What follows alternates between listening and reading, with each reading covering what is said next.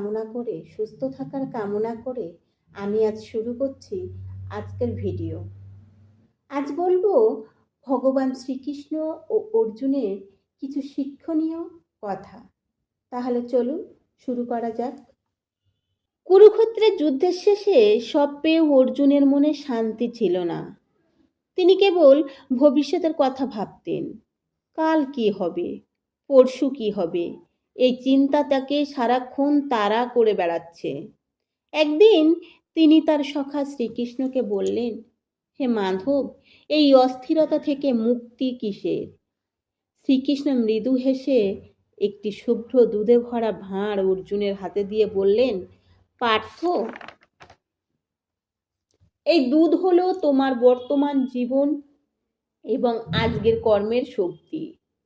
এরপর তিনি সামনে আনলেন একটি অলৌকিক আয়না।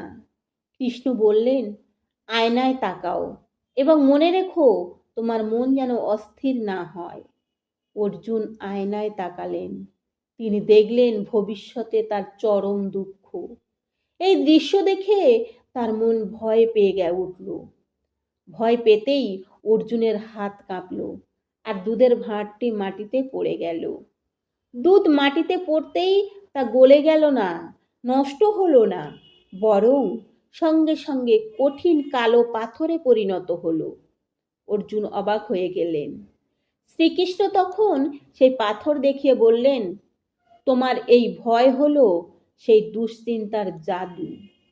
তুমি যখন কালকের কথা ভেবে আজকের কাজের অস্থির হও, তখন তোমার হাতের মূল্যবান শক্তি পাথরে তৈরি হয়, পাথরের মতো জমে গিয়ে অকেজো হয়ে যায়। তুমি আর তাকে ব্যবহার করতে পারবে না। শ্রীকৃষ্ণ বুঝিয়ে দিলেন, জীবনের সামাজিক বার্তা হলো দুশ্চিন্তা করে সময় নষ্ট না করা। তোমার সমস্ত শক্তি শুধু আজকের কর্মে দাও, তাহলে তোমার জীবন স্থির থাকবে এবং তোমার সেই শক্তি কখনোই পাথরে পরিণত হবে না। হরে কৃষ্ণ।